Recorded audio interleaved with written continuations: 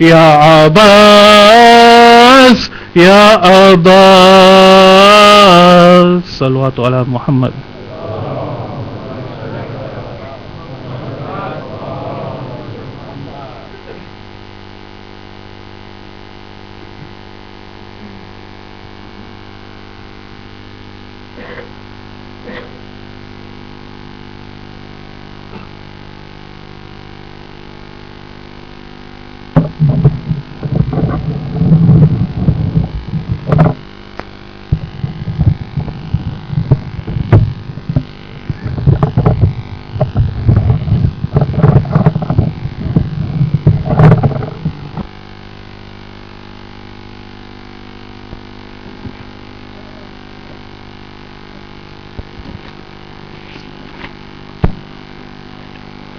بر محمد و آل محمد صلوات.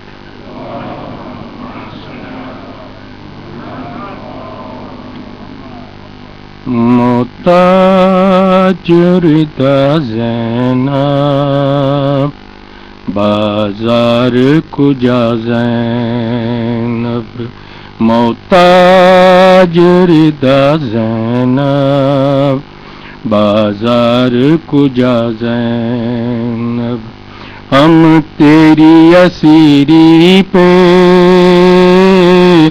ہم تیری اسیری پہ روئیں گے سدا زینب، محتاج رضا زینب بازار کجا زینب. ایک دور تھا کوفے میں بابا تھی تیری شاہی، بابا تھی تیری شاہی، اب مانگتی پھرتی ہے کوفے میں رضا زینب، اب مانگتی پھرتی ہے کوفے میں رضا زینب. ہم تیری اسیری پہ، ہم تیری اسیری پہ روئیں گے سدا زینب، محتاج رضا زینب بازار کجا زینب. سر ہوتا رہا زخمی بازار میں زینب کا، بازار میں زینب کا، روتے ہوئے بچوں کو دیتی تھی پناہ زینب، روتے ہوئے بچوں کو دیتی تھی پناہ زینب. ہم تیری اسیری پہ، ہم تیری اسیری پہ روئیں گے سدا زینب، محتاج رضا زینب بازار کجا زینب. تو کیسے گئی ہوگی بازار میں سروریاں، بازار میں سروریاں، اپنے تجھے سائے سے آتی تھی حیا زینب، اپنے تجھے سائے سے آتی تھی حیا زینب. اسلام کو کیا ڈر ہے زندہ جسے رکھے گا، زندہ جسے رکھے گا، شبیر کا وہ سجدہ اور پاک رضا زینب، شبیر کا وہ سجدہ اور پاک رضا زینب، ہم تیری اسیری پہ، ہم تیری اسیری پہ روئیں گے سدا زینب، محتاج رضا زینب، بازار کجا زینب، اشکوں سے میں دھولوں گا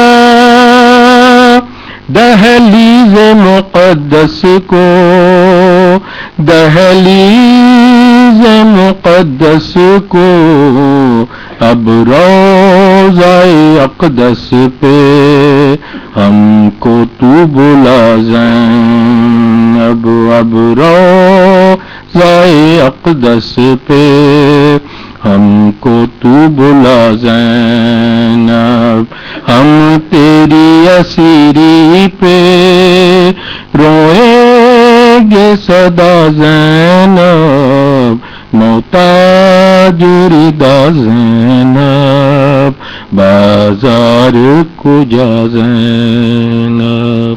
صلوات پر محمد و آل محمد۔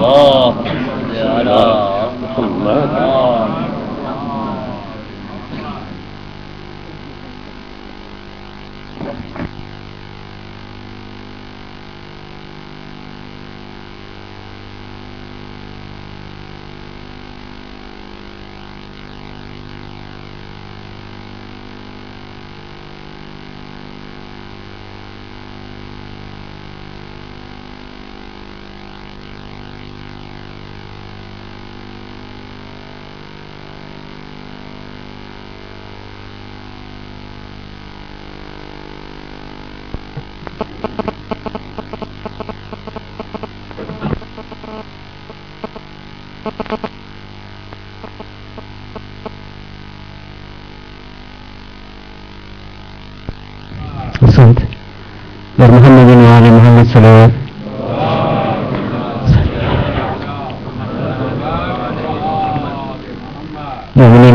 Now request upon the Assistant Chairman of our Jamaat, Al-Haj Salim Bhai Rahmatullah, please welcome with a loud noise salawat.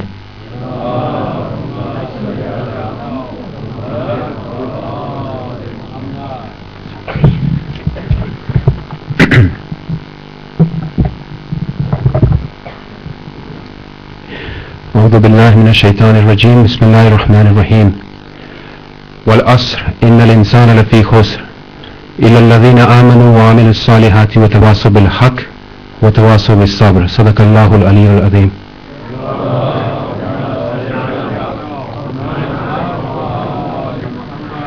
Elders, brothers and sisters, Assalamu alaikum wa rahmatullahi wa barakatuh.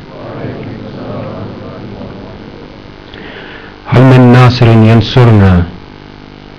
These words echoed throughout the universe when spoken on the day of Ashura. No one can forget these words spoken by Aba Abdullah. On that tragic day when Imam Hussain alayhi salam and his family were slaughtered, is there any helpers who will help us? I'm sure that if we were there on that day at that time, none of us would have hesitated to answer that call. Bi Aba Umta wa Ummi Ya Hussain. We would have done whatever we could, whatever was within our power, our reach, to protect the Master of Paradise and his beloved family and fight against the oppressors. I'd like to share a saying of Imam Hussain alayhi salam. Beware that the need of people to you is among the blessings of God to you. So do not scare away the needy people, as God's blessings will turn away and go away from you. We can still answer the call of Imam Hussain alayhi salam, even today, helping the needy and working through to eradicate poverty from our communities through education. For over 30 years, the Zainabiyya Child Sponsorship Scheme, better known as ZCSS, has provided education for tens of thousands of needy Shias worldwide, allowing us to do away with poverty from our communities.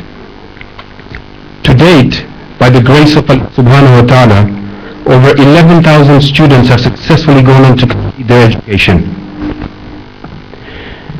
Currently, we sponsor over 5,000 students and urgently need donors for them. We cover students from primary school through to higher education and have seen a number of success stories. For example, Ghulam Abbas Yusuf Ali from Gujarat was a ZCSS student from primary school until university. After graduating, Ghulam Abbas went back to his village and now teaches in the local school, there sharing his knowledge to better the prospects of the new generation. What do we need from you? How could you help? £10 per month or £120 per year would sponsor a child for primary school education. You could also sponsor for higher education for £55 a month or £660 a year for 4 years. All of our higher education students who have been sponsored for 4 years also sponsored another students when they finished the degree. Your initial sponsor allows you a sawab jariyah and helps build our community organically. If you would like more information, then please contact the World Federation. You could also contact Courage or myself or any office bearers from our Jamaat to guide you on how to proceed. We have forms available at the office for you to fill. If you need again help with that, please approach any of us and we will guide you on how to move forward and sponsor any child for their education. I leave you with a saying from our Sher-e-Khuda, the commander of the faithful, Imam Ali alayhi salam, to ponder over.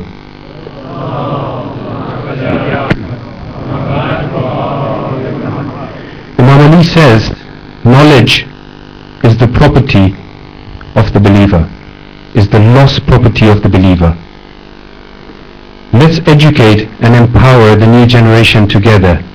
Wassalamu alaikum wa rahmatullahi wa barakatuh.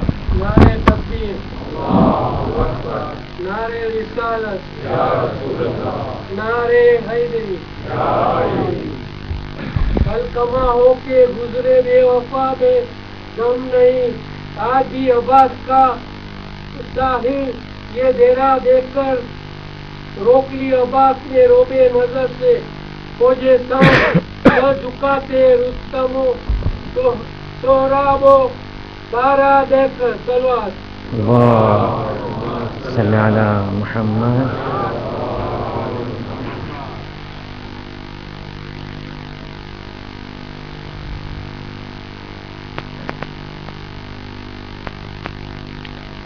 أعوذ بالله من الشيطان الرجيم. بسم الله الرحمن الرحيم. الحمد لله رب العالمين. بارئ الخلائق أجمعين وباعث الأنبياء والمرسلين الذي بعد فلا يرى وقرب فشهد النجوى تبارك وتعالى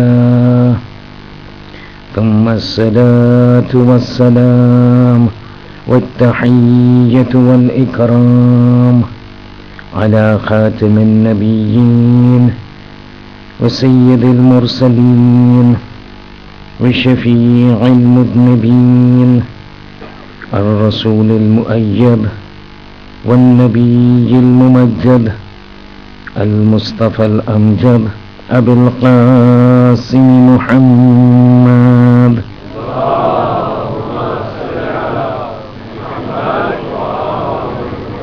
وعلى آله الطيبين الطاهرين المعصومين المظلومين لا سيما على الإمام المنتظر وحجة الله الثاني عشر ابن العسكري المنتظر ولعنة الله على أعدائهم أجمعين من الآن إلى قيام يوم الدين.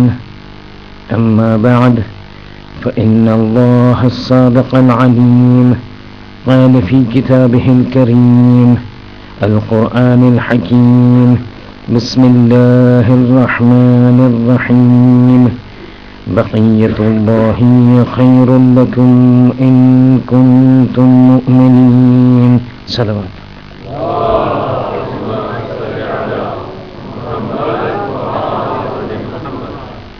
السلام علیکم ورحمۃ اللہ.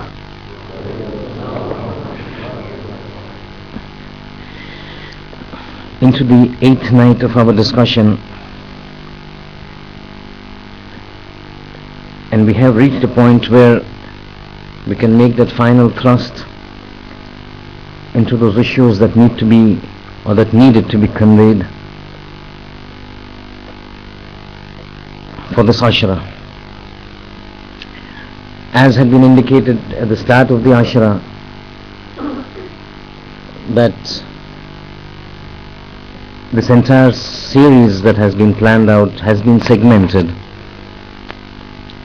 and the segment that currently we are in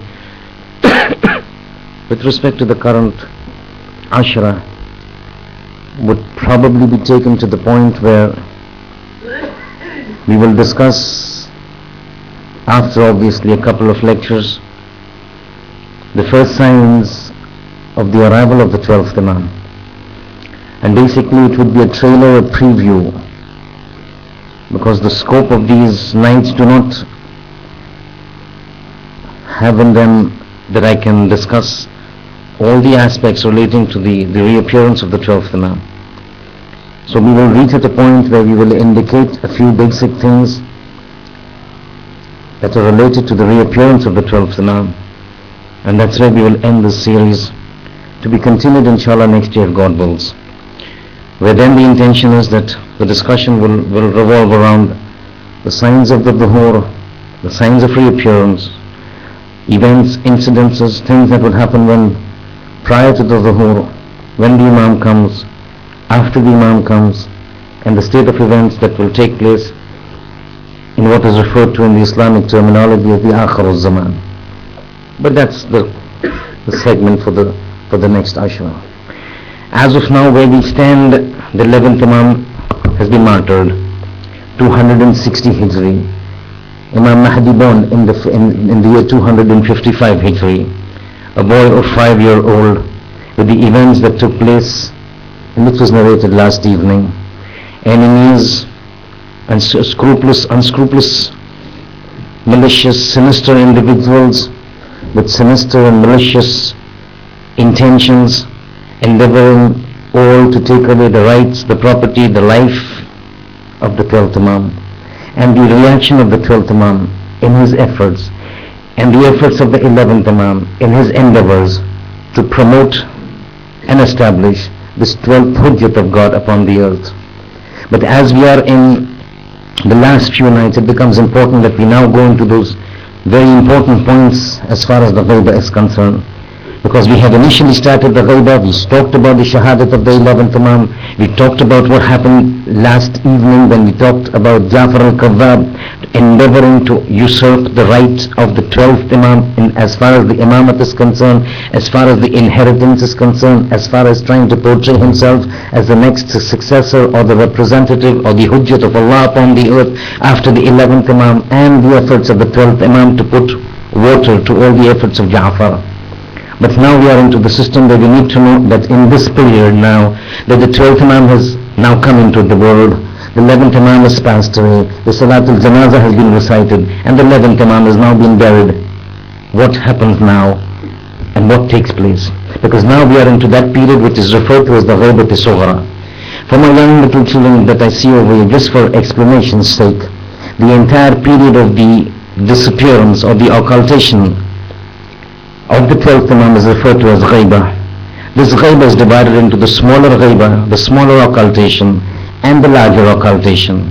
The difference between the two occultations is that in the smaller occultation, which started from the time the 11th Imam passed away in the year 260 Hijri and continued up to the year 329 Hijri, this entire period is referred to as the Ghaibat al-Sughra. In Ghaibat al-Sughra, Imam was not amongst the people, but he would interact with the people, not directly, by means of 4 appointed deputies, or the Naibin, or the Nawab, or the representatives as they are called. By means of these representatives, which were 4 in this period, from 260 Hijri to 329 Hijri, by means of these 4 individuals, he would communicate with the people, he would answer their problems, he would solve their problems, he would guide them, he would advise them, and basically run the entire functionings of the affairs of the Ummah, of the Holy Prophet, insofar as the problems were concerned and guidance required was concerned. And this is what we need to understand. But over here, as we saw, that when Ja'far realized that the 12th representative of Allah has come upon the earth, and we indicated yesterday and last night that he was a person who had repeated interactions with the Bani al-Abbas. He had repeated interactions, comings and goings with the courts, with the Darbar of the Bani al-Abbas, and he was on very good terms with them. Because of his sinister nature, he immediately went and complained to the Bani al-Abbas, that personality that you intended not to come, and because of which you put so much effort and monitoring and surveillance on the 11th, and to prevent this 12th to come, this person has already come. I have witnessed him, I have faced him on numerous occasions, so your efforts have proved futile. Now the only thing that you can do is to get rid of him now that he's come onto this earth, so that you can save your kingdom, you can save your power. Al-Mulku Hakim, we heard that. And so the Bani al-Abbas now start getting into action. One of the actions that they did, we referred to last evening, that the first reaction of the Bani al-Abbas after this event of Ja'far al-Kadhab was to arrest Hadrat al-Narjis. And we discussed that she was arrested, she was interrogated, she was asked about the whereabouts of the 12th Imam, but she refused to divulge, and eventually God brought out a way by divine methodologies and methods to grant her a release, and Hadrat Narjis was left by Bani al-Abbas. But now you understand, the entire hum of gham is now to make sure that this man is now taken to task, is now killed, because still the whereabouts of his are sometimes located. He would still keep meeting certain people, and now the machinery needs to get him out completely. Before, they were not aware that this whole entire Ghaibat al-Sughra and Ghaibat al-Kubra has been planned out. Their intention was to get this man and kill him, so as to protect their power and reign. At that point of time, the Holy Imam, the 11th Imam, passes away in the year 260 Hijri. For 19 years after the 11th Imam passes away, the capital of the Bani al-Abbas continues to remain in Samarra. In 279 Hijri, they transfer the capital back from Samarra to Baghdad, where it was initially there at the time of Harun al-Rashid and the initial period of Ma'mun al-Rashid. The capital goes back to Baghdad, the entire machinery goes back to Baghdad. Samarra becomes one of the localities, but now under intense surveillance, because now the capital is shifted to Baghdad, the entire ruling machinery shifted over there, but knowing that this was the place where the 12th Imam was seen, there was a lot of spying going on and monitoring and surveillance taking place in Samarra, and in tune with the policy of the Banu al-Abbas to somehow endeavor to get hold of this personality and kill him. Two events take place in which the Imam exposes himself, and after the second event he just goes out, and then the actual Ghaibat al-Sughra as we know it begin. And it becomes important for us to know how these events unfold, because after this time nobody can claim or could have claimed that he saw the Imam by himself unless the Imam wishes or wanted himself to be seen by them. When they moved to Baghdad, again Samarra was the focus of attention, because this was where the entire event was unfolding. The machinery moves over there, the Khulafa of Banu al-Abbas, one after the other, keeps coming, keep dying. You heard the Turks were wielding enormous power. At times when they wanted to remove the Khalifa, they would remove the Khalifa. At times when they would want to put the puppet Khalifa, they would put the puppet Khalifa. But whatever happens, a time comes when the time and the reign of Mu'tadid Abbasi comes about. He's one of those Khulafa Banu al-Abbas. Again, as mentioned, all the Banu al-Abbas, whether it was the first or the last, were always endeavoring to go in opposition to the Ahlul Bayt. Mu'tadid Abbasi was no different. So once he comes to Baghdad and he takes over the power, because the capital now is in Baghdad, he sends his spies to locate places where there could have been sightings of the 12th Imam. He receives information from his spies and the Jasusin about a certain location where the Imam was expected or anticipated to be there. This Mu'tadid Abbasi, who is in Baghdad now, hires or brings about 3 individuals, mercenaries and assassins, and gives them the task of going to that place where the Imam was assumed to be present, and this is the event that unfolds. The Riwayat says, he calls these 3 individuals, mercenaries and assassins, and he says, I've got a task for you. You need to go to a certain place in Samarra. And he identifies the locality, and he identifies the street, and he identifies the house for them. And he says, gives them a guidance that when you go to this house, to make sure that this is exactly the house, when you go there you will normally see a slave outside the house sitting and weaving, either weaving or stitching, but some sort of tailoring work. That is the house, that is your target. Once you look at that house, without much ado, without wasting any time, you need to go inside the house. Whoever, wherever, whatever, old, young, male, female, whoever you find, I want you to cut off their heads and bring their heads to me in Baghdad. For this you will get a lot of rewards, incentives indicated. These 3 people take off from Baghdad to Samarra. When you see the daqiq information that the Imam had got, that the Khalifa had got with respect to the presence, the assumed presence of the 12th Imam. As per the instructions of the Khalifa, these 3 individuals move into Samarra.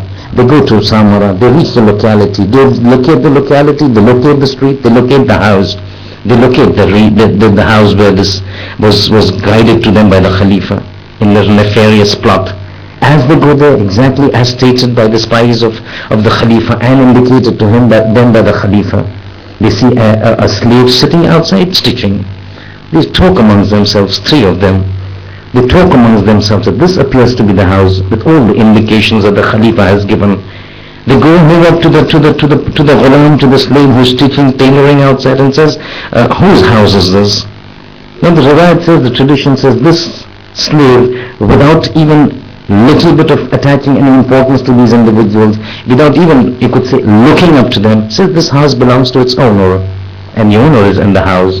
No mention of, no names mentioned, no indications mentioned, no question as to why you're asking me. Probably it was an indication that it was already been indicated to him that you would be expecting, you would be getting visitors of this sort.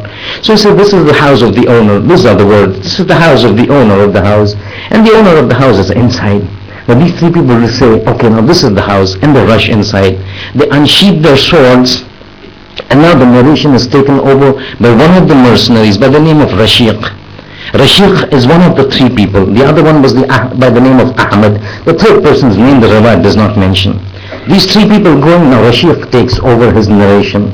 He says, when we talked to this ghulam and we observed all the criteria that the Khalifa had mentioned, we realized that this was the house. We rushed inside, swords unsheathed, to find out whoever was there. We were supposed to take their heads back to the Khalifa. But the moment we entered the house, surprise, surprise, because suddenly we come across, as soon as we entered the house, and now I'm comparing it to common day terminology, something like a hall, a living room. We saw a living room, not very ornately decorated, but it had an ajib sense of calmness, an ajib sense of tranquility. Means the moment we entered, it was very sparsely decorated, but the very entry into that just calmed us down. It was as if an overwhelming sense of tranquility overcoming us. And this is something that those who have gone for ziyarat would observe. There are certain places where people have gone for ziyarat. Every individual has its own preference, his own preference or her own preference. Then there are certain places when you go for ziyarah, you feel a sense of calmness, you feel a sense of tranquility, you're overcome with it. And I experience there are certain places that I personally prefer, a matter of preference, that going there you feel a sense of solace, a tranquility, a calmness, a composure that just soothes your entire wujud, your entire existence. See, we entered this drawing room, this hall, or the living room, or whatever we may compare it to today's terminology. See, it was an ajib sense, but we had come with a mission, we had come with a purpose, we had to fulfill the rulings of the Khalifa. We looked around, nobody to be seen into the house, in that particular room. And as we entered, we turned around, we didn't see anybody. No individuals, but in front of us we saw a curtain, a very nice curtain. And he says it looked so clean that we felt, now Rashid is saying, it looked so clean that we felt as if it had been put up just recently. No hands seemed to have touched it. The color was not faded. The designs were not convoluted. The curtain was not dirty. Clean, nice, but very attractive. We had a purpose. We didn't find anybody in the drawing room, so we rushed inside, cast aside the curtain to see if there was anybody inside. The moment we cast aside the curtains, a sight that took us, just left us stunned. Because now when we open the curtains, what we are seeing is a huge hall, a large hall. But the amazing part of it was not that it was long and large and a huge hall, but the fact that that whole hall was filled with water. So the moment we cast aside the curtains, a huge hall awaited us, and that hall was filled with water. Water as if in a state of motion, waves. Surprise after surprise. We cast aside the curtain, we see a huge hall. Paying attention, we see this hall is filled completely with water. More surprises as we look to find out what is this in a house, such a huge hall, and inside the hall, water that is flowing as the waves of a sea. At the far end of the corridor of the hall, we see somebody on a carpet. This carpet is made up of straw. If you go to the many places, we don't have these musalla made up of cloth. It's made up of those straw, wood-like structure.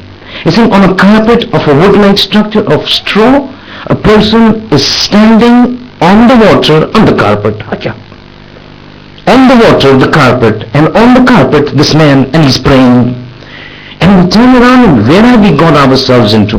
But we realize that the Khalifa had said, whoever you find inside, you need to bring his head. And so we saw that man praying at the end.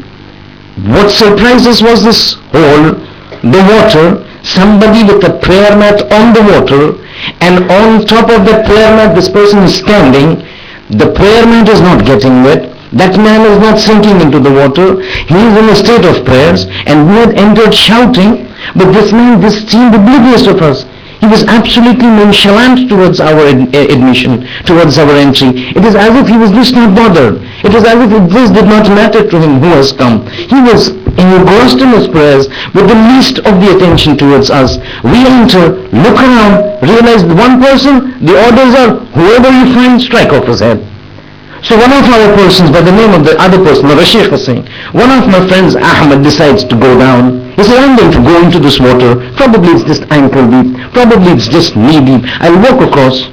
Because the idea was if a person is on the prayer mat, on the water, standing on it, not sinking, it must not be a deep place. So the moment he puts his legs inside the water sucks him down. Rashid says, in front of our eyes we saw him pulled him to the water, and it was very close to him being drowned. Both of us put our hands, take hold of his hands, and pull him out. But in the meantime, the water had sucked him down, almost on the verge of dying, almost on the verge of suffocating due to the excess of water. We pulled him down, he loses consciousness. Now, Rashid Singh, that gave me a jolt. A house in which there is a room which is filled with water, apparently looks shallow, but so deep enough, and so deep, that deep enough to drown somebody. The other, Rashid was saying, after this incident, the second says, let me try. I will try to swim across to the other point, to the point where this person is praying, and I will pull him out. So he says, he goes a little with a bit more caution. But same thing happens. The same person, the second person, goes into the water, gets sucked in. Again he's about to be drowned. Rashid says, I put my hand and I pull him out. But the same situation. The water enters into his mouth, almost onto the face of drowning, loses consciousness. Two of my friends, before my eyes, lying unconscious. Isn't this jolted me? No, I did not know what to do. But one thing really struck me, that something was not ordinary over here. Something was not normal over here. What I have seen is not what is normally seen. So that gave me a jolt. Not only did it give me a jolt, it gave me a sense of fear and apprehension. I lost my strength to even endeavor to go to him. As I saw this and I lost my strength, I said, I cannot do this. I saw two of my friends suffering this fate. He says, I fold my hands and turn to that man and say, I don't know who you are. And I don't know why I'm supposed to come over here. But I've just come on an order, on a command. I have nothing to do with you, and I don't even know who you are. But whoever you are, I assume you appear to be somebody very close to God. If in any way I have offended you, I seek your apology. I seek your forgiveness, and I want to go away. Rashid says, I uttered these words that it has no effect on that man. He is in the same way engrossed in his prayers as it was when we entered. All these events that have taken place have no effect on him. He continues to pray. Out of fear, I slowly drag up my friends up outside the house. They eventually regain consciousness, and all three of us, failing in our duty, turn back to Baghdad. Now when we turn back to Baghdad, we were told, whenever you accomplish your mission and you come back from Samarra, make sure you report to me the first thing. Don't even go to your houses. Your first report should be to me. And in anticipation of them bringing certain heads, the Khalifa had told his guards, as soon as these individuals come, don't come to take my permission. Just take them inside. They were brought inside. So as soon as we entered, we didn't even need to take permission. The Khalifa had already given the permission. We were taken directly into his presence. Expecting, anticipating some good news. He says, yeah, tell me what happened. He's saying, we couldn't do it. So what could we not do it? Then we explained the whole procedure, and we explained the whole event. So as soon as we explained, we saw the Khalifa overcome with fright. But at the same time, he composed himself, and then he turned to us in a very severe tone and threatened us and asked us first, have you mentioned about this instance or this incident to anybody? This is no, we've just come from Samarra directly to your castle, to your palace. He's saying, I'm warning you. If you want to stay alive, you will not mention about this event and this extraordinary state of affairs to anybody. Should I hear this leaking out, it will be my sword and your neck. So we promised him that we will not indicate this to anybody, and we will not tell this to anybody. And the incident finished off. Now you see, there was always this endeavor to make sure that somehow the 12th Imam is captured. But this was one instant, as soon as the Khalifa realized that yes, this was the man that has been prophesied. At times, when you are becoming so focused on a mission or an objective, then you just don't fail to see the realities. He sees, he's being told things that are not normal, that do not appear to be normally seen. He is aware of all these traditions from his fathers about this 12th coming, who will eventually overturn the entire Bani al-Abbas, or for that matter the entire tyrants of the world. But yet his obsession of getting rid of the Imam was so much that Khalifa just chose to ignore. It just didn't strike him, whatever he may do, he is not going to be successful, because this man is being helped by a power that is far superior to the power that he wields. But then when you're focused or you're obsessed with an ambition or an objective, these things don't matter. So he says, that is the man that I want to kill. He sends up an army. He said, 3 people couldn't do it. Fine, not a problem. I'm going to set about an army. He sets about a big army and says, go to Samara, pick up that boy, pick up that man. Now this is almost, as I told you, the 11th Imam passed away in 260 after Hijri. Baghdad became the capital in 279. That is 19 years after the death of the 11th Imam. 5 years before the death of the 11th Imam, the 12th Imam was born. And this incident is when the Bani Abbas had already moved to Baghdad. So 19 years, 5 years, 24 years. At the very minimum, at this point of time, as we are talking about this event, Imam must have been at least around 24 and above, as far as the dates are concerned. So I want that man. So this whole entourage, this army goes, a huge number of people, led by a commander who was very shadidul akhlaq, very cruel, very rough. Obviously, arrogance is an outshoot and offshoot of power. When you have power, you wield clout, then arrogance is an automatic offshoot and byproduct of that. And they move. Now, before I go into that, a little discussion upon a certain issue that takes place in the Middle East. The Middle East, because of the heat that it has, in olden days, now we've got air conditioners and other means of heat, of cooling the temperature. But in olden days there were no such things as of air conditioners. So in order to protect themselves against the heat of the summer, which would reach temperatures of 40, 42, 45, they had a mechanism, a natural mechanism that they would devise. They would have places which were referred to as basements. So on the ground floor, on the first floor, they would have houses. Very rarely they would go above with the ground floor. It's in the later stages when Baghdad really became a flourishing that you had at least 1, 2 floor buildings. But basically it would be a ground floor, and under the ground floor they would have a basement. This basement served as a place where they could seek refuge in the heat, against the heat of the afternoon, this sweltering, immense, intense, severe heat of the Arabian Peninsula in the afternoon. So all the houses would have something of this sort, which we call basement, or the cellar, which in the olden days, in those terminologies, are referred to as sardab. And this is exactly one of the things that when people go for ziyarat and go to Samara, one of the places that they visit is the basement, the sardab. It is from here that the final sighting of the 12th Imam takes place, and then the entire period of the Ghaibat al-Kubra with all its paraphernalia begins. This army goes. As they were approaching the house, now the history says, these people approach the house, they besiege it, they surround it, they lay a siege to it. But as they're laying siege and approaching the house, all of a sudden they hear from the basement beautiful, enchanting, and heart-captivating recitation of the Holy Quran. Now, you have to understand, this is not something that is specific to the 12th Imam. This is something that is there for all the Imams. One of the things that captivated people with respect to the Imams is when they would start reciting the Quran. Quran says, وَرَتِّلِ الْقُرْآنَ تَرْتِيلًا. You recite the Quran in a good voice. Recite the Quran in a rhythmic voice that sounds good. And this is one of the characteristics of the Holy Prophet. The mushrikeen of Quraysh who would swear enmity and hatred towards the Holy Prophet and whatever he brought.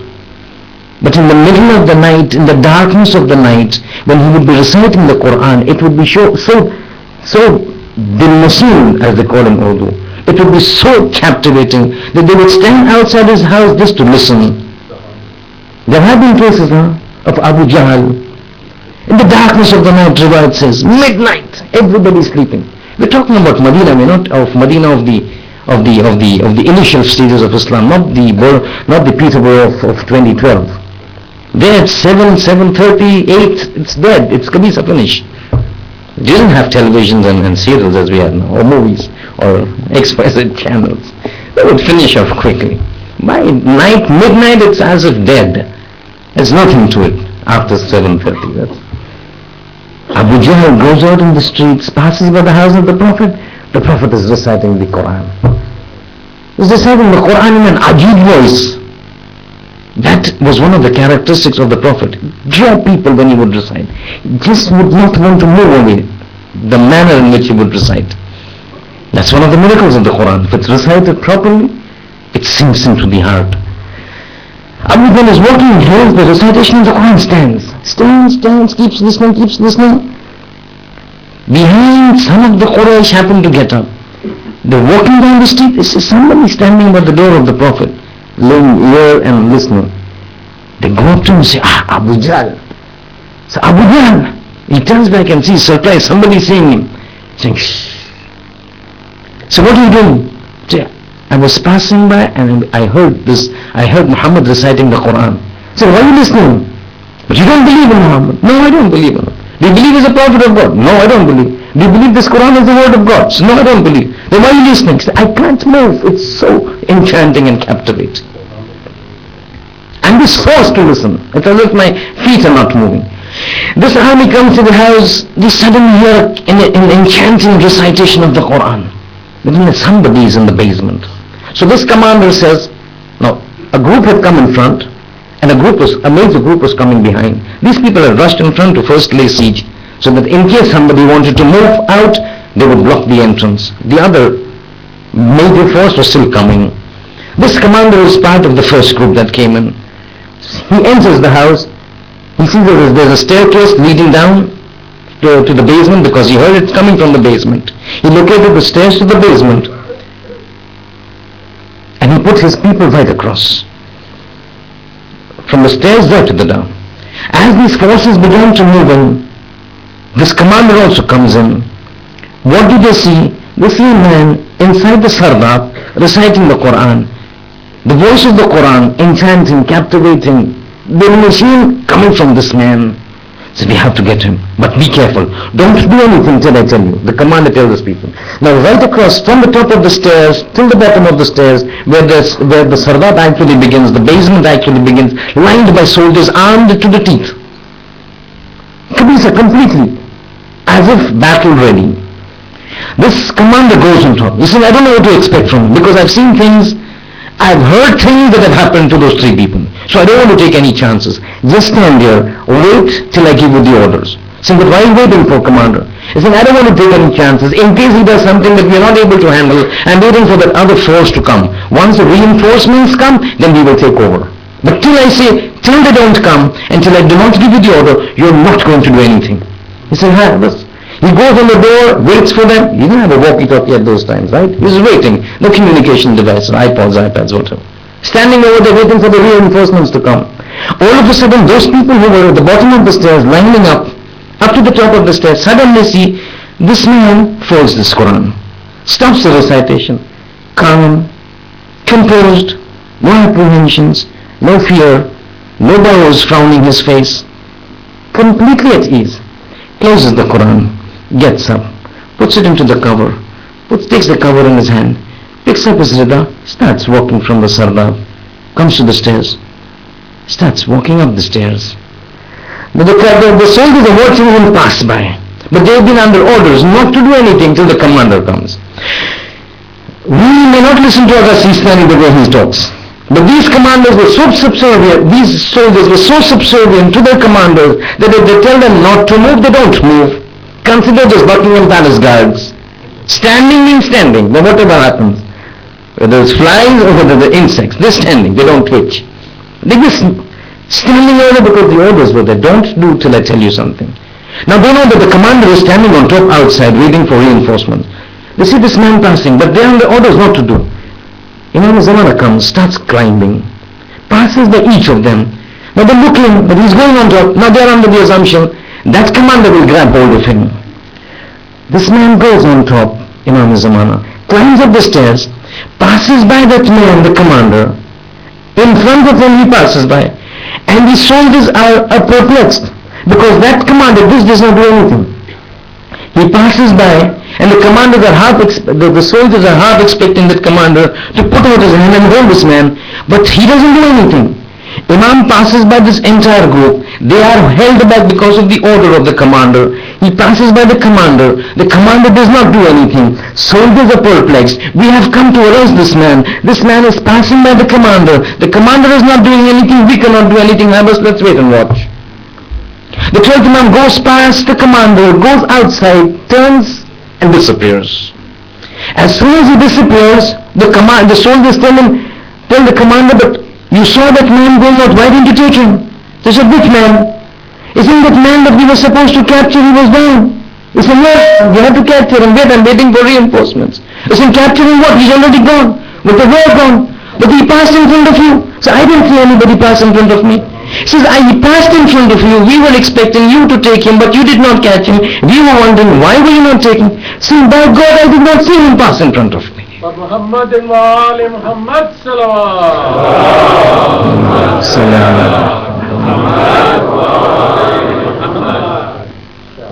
We did not see him pass.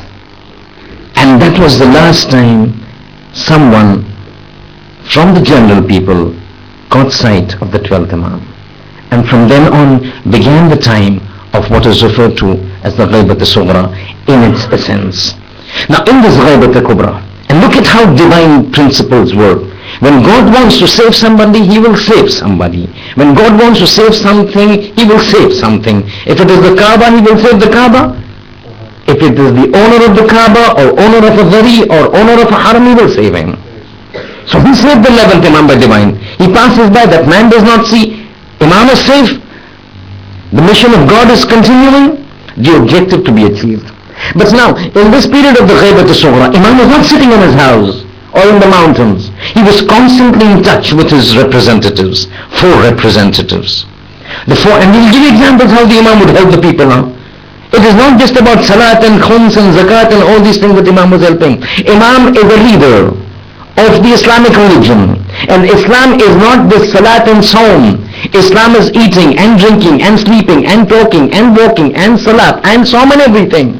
And that is the reason you find that in which religion would you find that there are rulings that even tell you how to drink water, in what manner to drink water, at night how to drink water, in the morning how to drink water, how the water should go down your throat. Which religion tells you that at night you have to sit and drink the water, in the morning you have to stand and drink the water, when you are drinking the water, drink it in 3 gulps, how to talk, how to walk, the time how you should enter the washroom, how you should come out of the washroom, how you should sit in the washroom. This is Islam. Islam is not about Salat and Saum and worship of God. It is a way of life. And when you talk about an Imam being the leader of an Islamic community, it means he's a leader not only explaining the Salat and Saum and Zakat and Khums, he's also explaining you the issues that are relating to your house and relating to the business and things that take place with your health and things that take place within the house. He is a solution by itself for a man who's living a life in this world, for every aspect that is concerning man as far as this life is concerned. So let us not get confused that Imam's job is only to teach us namaz and Quran. That is the job of a alim. Imam is a leader, he is a counselor, he is a guide, he is a friend, he is more loving than a mother, he is more loving than a father, he is more manager as a leader. He is everything that is required for a man to lead a community in all aspects of a person's life in this world. So now, in order to work this out, this Ghaibat al-Sughra, he placed 4 representatives. And these 4 representatives, as I mentioned, from 260 to 329. And each of the people selected were Ajib. A few indications we will talk. We might exceed a little time, but I assume many of the people have taken tomorrow off. Saturday, Sunday is already off. Monday forward, probably people will take off. 4 days we will have rest. Let's sit and listen to the majlis.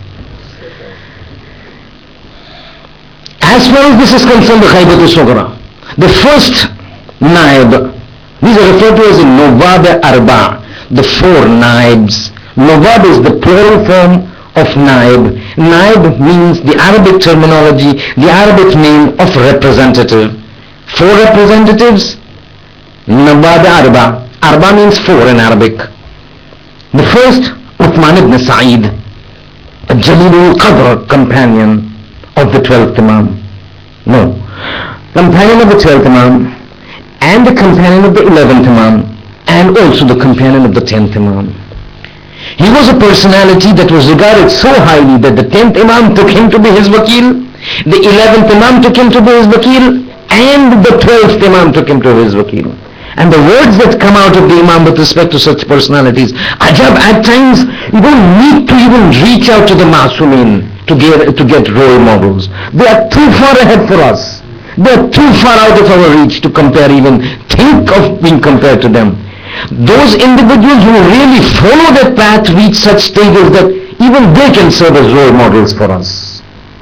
When it comes to Uthman ibn Sa'id, you find the 10th Imam saying, understand, Al-Umari, that was his title. Al-Umari Fiqati.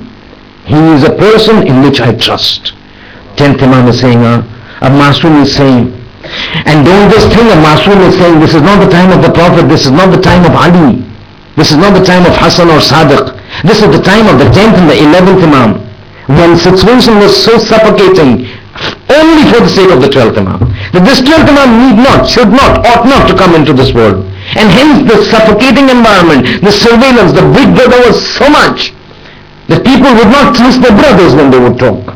That is how people, when you have a person in the family of the holy Imam turning out and turning as a black sheep, then what else would you expect?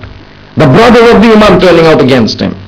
So in that situation, if somebody says, Al-Umari Fiqati, I trust him. وَمَا أَدَّى عَنِّي فَيُعَدِّي عَنِّي وَمَا قَالَ عَنِّي فَيَقُولُ عَنِّي. Whatever he gives you and says, this Imam has given, understand, I have given it. And if he tells you something and says, the Imam has said, understand, I have said. فَاسْمَعْ لَهُ وَأَطِيعْ. Listen to him and obey him. An Imam talks about something with this great rank. But this Umari, he continues for a period of 5 years. From 260 Hijri, from 260 Hijri to 265 Hijri. He passes away in the year 265.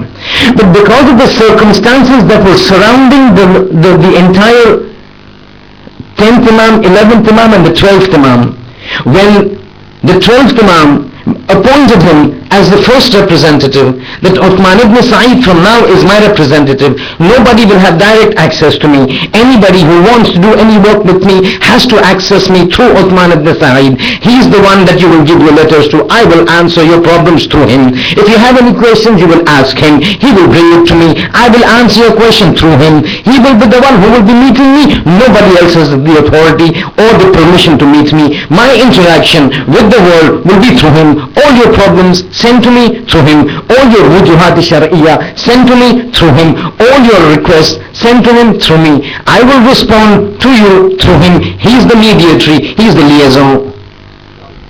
But now because of the surveillance that were there on everybody who was suspected to be some form of an Alawi or a Shiite, some form of an Alawi or Shiite, the immense suffocating surveillance was such that Uthman ibn Sa'id had to devise ways in which he would communicate with the Shias, get their problems, go get their issues, transfer it to the Imam, get the responses from the Imam, and then transfer it back to the Shiites.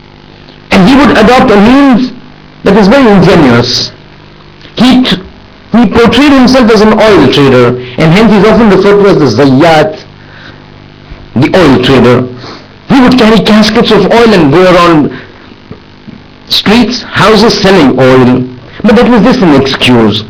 By means of portraying himself as an oil trader, as an oil seller, he would carry his caskets with him. He would go to houses under the pretext that he was selling. So anybody surveilling, under surveillance, if he was under surveillance by the Bani al-Abbas machinery, they would say he's a trader. But in trading, he would go to the house of the Shiites. They would pass the letters to him. He would keep it with himself. He would hide them in his caskets of oil so that people of the Bani al-Abbas would not get suspicious. He would take them, then he would go to occasion, predetermined between Imam and himself that this is where we need to meet this time. He would transfer all the monies, all the wujuhat, all the letters to the Imam.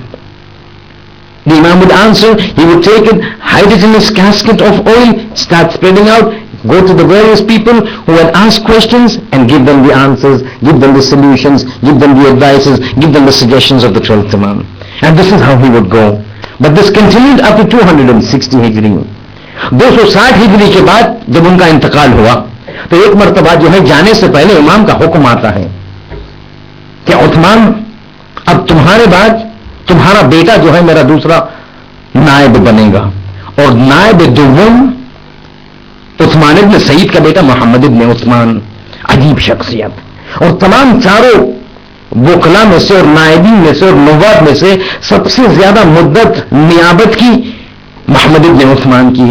نائب دوم میں امام زمانہ 265 ہجری سے لے کر 305 ہجری تک محمد ابن عثمان کی نیابت چلی، اور یہ 40 سال کے درمیان مسلسل یہ امت اور شیعت اور امام زمانہ کے بیچ میں رابطہ تھے. امام کے ذریعے سے پیغام پہنچاتے تھے، لوگوں کی مشکلات کو امام تک پہنچاتے تھے، اور 40 سال 265 سے لے کے 305 ہجری تک یہ نائب دوم امام بنے رہے. لیکن ان کی بھی عجیب شخصیت، کیونکہ جب پہلے نائب کا انتقال ہوا، یعنی محمد ابن عثمان کے باپ عثمان ابن سعید کا انتقال ہوا، نائب اول کا انتقال ہوا، تو امام کی طرف سے توقیع مبارک آتی ہے. اب امام نے کافی سارے لیٹرز بہت سارے لوگوں کو لکھے، اور خصوصاً امام زمانہ کے سلسلے میں یہ ہے کہ امام جن کو خط لکھتے تھے، لیٹر لکھتے تھے، وہ لیٹرز کو خصوصاً ایک ٹرمینالوجی سے جانا جاتا ہے اور ان کو توقیعات کہا جاتا ہے. خط امام زمانہ کو توقیع کہتے ہیں. تو کبھی گفتگو میں کسی کتاب میں اگر جو آپ پڑھیں یا کسی مجلس میں سنیں کہ توقیع امام یعنی امام کے خط، یہ ایک اسپیشل ٹرمینالوجی خصوصاً جو ہے وہ 12ویں امام کے سلسلے میں ہے. تو امام نے خط لکھا محمد ابن عثمان کو تسلیت کے لیے کہ بھائی تمہارے بابا کا انتقال ہو گیا. تو اس میں لکھتے ہیں کہ میں غمگین ہوں کہ تمہارے بابا کا انتقال ہو گیا، مگر خداوند متعال کے نزدیک تمہارے باپ کی عظمت اتنی تھی، بس اسی بات سے اندازہ لگا سکتے ہیں کہ اللہ نے اسے تم جیسا بیٹا عطا کیا. یعنی باپ کی تعریف کرتے کرتے امام نے بیٹے کی بھی تعریف کر دی کہ اتنا مرتبہ تمہارے بابا کا خدا کے نظروں میں ہے کہ خدا نے تمہارے جیسا بیٹا عثمان ابن سعید کو دیا. 40 سال تک جو ہے وہ امام کی مدد کرتے رہے، اور متعدد موارد پہ جو ہے وہ خارق العادات اعجاز معجزات کے جو ہے وہ کا مظاہرہ کیا. اب ان کا جب وقت قریب آنے لگا، کیونکہ ابھی جو ہے ہمیں جانا ہے غیبت کبریٰ میں، ابھی غیبت صغریٰ کا مرحلہ ہے. ایک مرتبہ جب ان کا وقت قریب آنے لگا تو پھر ہر دستور امام کی طرف سے آتا تھا، ہر فرمان امام کی طرف سے آتا تھا، ہر حکم امام کی طرف سے آتا تھا. اور یہ تو ایک ذریعہ تھے امام کے اور امت کے بیچ میں، امام اور تشیعوں کے بیچ میں، امام اور امام کے محبین کے بیچ میں. کہ جب ان کا وقت آنے لگا 305 ہجری میں، تو ایک مرتبہ تقریباً 3 سال پہلے یعنی امام نے اندازہ ان کو دے دیا تھا کہ بس اب تمہارا وقت عنقریب آنے والا ہے. تو 3 سال اپنے انتقال کے 3 سال پہلے سے ایک پروسیجر انہوں نے شروع کیا تیسرے نائب کو جانشین قرار دینے کے لیے. تیسرے نائب کون؟ تیسرے نائب حسین ابن روح النوبختی. یہ 305 ہجری سے لے کے 326 ہجری تک نیابت کرتے رہے. 21 ایئرز، 21 سال تک. یعنی نائب دوم اور نائب سوم سب سے زیادہ ان کے جو ہے نیابت کا دور گزرا. ایک 40 سال اور دوسرا 21 سال. 21 ایئرز فرام 305 to 326. اب اس دوران اس سے پہلے کہ نائب دوم کا انتقال ہوتا تقریباً 3 سال پہلے وہ زمینہ سازی کرنا فراہم کرنا شروع کر دیے، تاکہ ان کے جانے کے بعد بنا کسی تکلیف کے، بنا کسی ہچکچاہٹ کے، بنا کسی ہرڈل کے حسین ابن روح نوبختی جو ہے وہ شامل ہو جائیں. اب یہ حسین ابن روح نوبختی ایک عجیب شخصیت ہے، اور ہماری معلومات امام کی نسبت بہت کم ہے، متاسفانہ کم ہے. جس امام کے بارے میں ہمیں سب سے زیادہ جاننا چاہیے، کیونکہ امام وقت ہے، ہم امام کے معمولین ہیں، ان کے بارے میں ہماری سب سے نالج سب سے زیادہ کم. اب یہ 4 نائب کے نام تو شاید ہی بہت ہی کم لوگ سنے ہوں گے. اب عثمان ابن سعید کو کون جانتا ہے؟ محمد ابن عثمان کو کس نے سنا ہے؟ اب فلم ایکٹرز کے نام لینے لگے تو سب جو ہے وہ بائی ہارٹ جو ہے وہ 10 سال پہلے کے تمام کے نام لے. مگر امام نائب امام اب وہ تو بھی اب تیسرے جو نائب ہے، یہ تو یقیناً ہم سب نے ان کا نام سنا ہے. کوئی ایسا شخص نہیں یہاں اللہ کے چھوٹے بچوں کے علاوہ کہ ان کا نام کوئی سنا نہ ہو، کیونکہ یہ شخصیت ہی ایسی ہے کہ سال میں ایک مرتبہ کم سے کم سب لوگ اس کا نام لیتے. ان کا نام ایک مرتبہ سال میں سب لیتے ہیں. کب؟ 15ویں شعبان. 15ویں شعبان کو جب ہم عریضہ ڈالتے ہیں تو عریضہ جو ہے وہ دعا ہے, اور اس میں پھر جو ہے ہم ہمارے حاجت کو لکھتے ہیں, اور پھر وہ جو ہے وہ آٹے میں ڈالتے ہیں, اور پھر جو ہے وہ جو سنت جو منقول ہے اس کے تحت ہم جو ہے اس کو بھیجتے ہیں عریضہ امام زمانے کے لیے.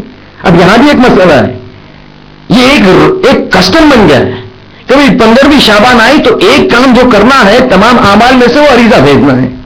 یعنی جیسے نماز پڑھنی ہے, جیسے دعا پڑھنی ہے, فلاں کرنا ہے, زیارت حسین ہے, اس میں ساتھ میں جیسے لگ رہا ہے کہ مفاتیح الجنان کے ایک اعمال میں سے ایک عمل یہ ہے کہ عریضہ بھیجنا ہے.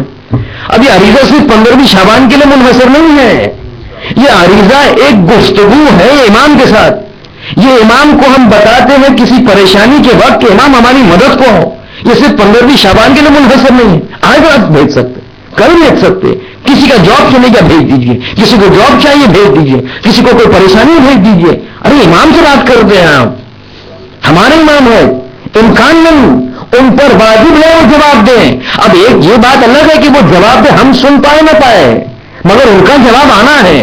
اسی طرح کہ جس طرح قرآن میں کہتے ہیں نا کہ سلام کا جواب دینا واجب ہے.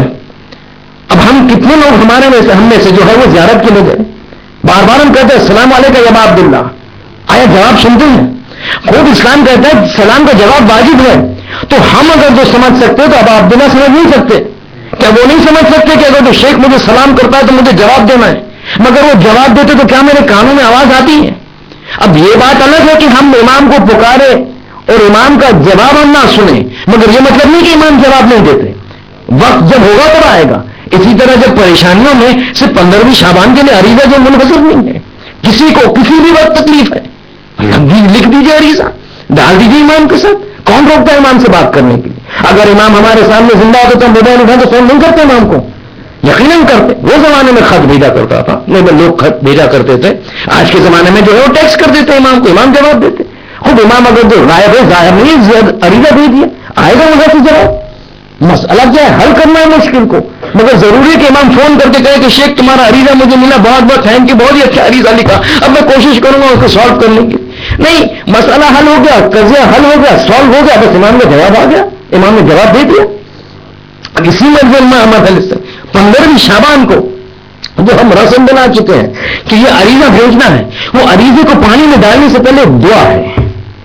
اور وہ دعا جو ہے اس طرح ہے کہ ہم جو ہے ڈالنے سے پہلے کسی ایک نائب امام کو, یہ 4 نواب میں سے ایک نائب کا نام لیتے ہیں اور ہم کہتے کہ اے نائب, ہم یہ آپ کے حوالے کرتے ہیں اور آپ کے ذریعے سے ہم چاہتے ہیں کہ یہ جو ہے امام تک پہنچے, کیونکہ ہم جانتے ہیں کہ آپ کی منزلت امام کے نزدیک ہمارے سے کہیں زیادہ ہے. تو ہم آپ کا وسیلہ اختیار کرتے ہیں کہ ہمارے یہاں یہ عریضہ امام تک پہنچاؤ. اس وقت اکثر جو عریضے ہم یوز کرتے ہیں ہمارے برادری میں, صغیر میں, خواجہ حضرات اور ہمارے کمیونٹیز میں ورلڈ اوور, وہ یہ ہے عریضہ جس میں دعا جو ہے مختلف دعائیں ہیں, ایک نہیں, مگر جو اکثر طور پہ جو عریضے پر لکھی جاتی ہیں کہ اس کو پڑھ کے پانی میں ڈالا جائے, وہ شروع ہوتا ہے اس طرح, السلام علیکم یا حسین ابن راؤ. تیسرے نائب, السلام علیکم یا حسین ابن راؤ, انک مضیت, تم جو ہے اپنی جان کو اسلام کے لیے قربان کی, اور تم جو ہے تمہارا مقام خدا کے نزدیک ہے, اور میں تمہارے حوالے سے جو ہے یہ عریضہ امام تک پہنچانا چاہتا ہوں. تو غور نہیں کیا ہوگا, مگر یہ نام ہر انسان سال میں ایک مرتبہ تو یقین کہلاتا ہے اپنے منہ سے, حسین ابن راؤ. مگر دوسرے نائب کے انتقال کے 3 سال پہلے سے جو ہے انہوں نے گراؤنڈ ورک شروع کر دیا to make arrangements so that when he passes away, the third representative of the Imam has a very smooth passage into taking up. اور یہ بہت ہی آسان اس لیے ہو گیا کیونکہ حسین ابن راؤ نوبختی کی شخصیت عجیب تھی. ایک معروف شخصیت تقوی کے حساب سے, ایک معروف شخصیت علم کے حساب سے, ایک معروف شخصیت فقاہت کے حساب سے. یعنی جب امام کا لیٹر آیا کہ اب محمد ابن عثمان کے بعد جو تیسرا نائب بنے گا حسین ابن راؤ نوبختی, کسی کو تعجب نہیں ہوا کیونکہ سب جانتے تھے, اور اس لیے بھی تعجب نہیں ہوا کیونکہ زمینہ سازی جو ہے وہ دوسرے نائب فراہم کر چکے تھے. کیونکہ اپنے جانے سے پہلے تمام جو اپنے وکلا تھے، جو وکیل تھے، ان کا گروہ بندی بنا دیا تھا 11ویں جو دوسرے نائب میں، اور تمام گروہ کے ایک سردار کو معین کیا تھا، اور تمام سرداروں کے جو سب سے چیف تھے وہ حسین بن روح کو بنایا تھا، اور یہ حکم کے ساتھ کہ سب کو آنے کے لیے پہلے اپوائنٹمنٹ لینے کی ضرورت ہے، مگر حسین بن روح کو آنے کے لیے کوئی اپوائنٹمنٹ کی ضرورت نہیں، جب بھی چاہے ہمارے پاس چلے آئے، جب بھی چاہے ہمارے پاس چلے آئے۔ اور یہ ایسی کارسازی تھی کہ جب دومی کا انتقال ہوا، نائب دوم کا، تو حسین بن روح کو بہت آسانی سے جو ہے وارد ہو گئے۔ اب حسین بن روح کا نوبت آئی، 26 سال ان کی نیابت ہوئی، اور 26 سال کے بعد پھر وہ وقت آ گیا کہ ان کو دنیا سے جانا پڑا۔ اب دنیا سے جب نکلنے گئے جا رہے تھے تو پھر دوبارہ امام کا فرمان آیا کہ اے حسین بن روح، کیونکہ ان کا ارتباط تو امام کے ساتھ ڈائریکٹ ہوتا تھا، جب چاہے امام سے ملاقات کا تقاضا کر سکتے تھے، جب چاہے امام سے کہہ سکتے تھے ملنا چاہ رہے، کیونکہ مشکلات پبلک کی، مشکلات مومنین کی، مشکلات اجتماع کی، سوسائٹی کی، اور امام جو ہے ان کو اپنے پریزنس میں دعوت دیتے تھے۔ اب جب ان کے جانے کا وقت آیا تو امام نے حکم دیا کہ اب تمہارے بعد علی بن محمد السموری، اب علی بن محمد السموری جو آخری نائب، یہ بھی عجیب و جلیل القدر صحابی، یعنی آپ ایک ایک لائف ہسٹری پڑھے بھی وقت نہیں، گنجائش نہیں ہے، کیونکہ بہت ساری چیزوں کو بحث کرنا۔ دیکھیے ایک گھنٹہ ہونے آیا، اب تو عباس کے مسائل بھی پڑھنے ہیں، مگر جو ہے وہ شخصیت ایسی ہو سکتی ہے علی بن محمد السموری کی۔ عام طور پہ تو ہم دیکھیں کہ یہ عام انسان نظر آتے ہیں، مگر حرکتیں ایسی کرتے ہیں، چیزیں ایسی چیزوں کا مظاہرہ کرتے ہیں کہ اعجاز نظر آتا ہے۔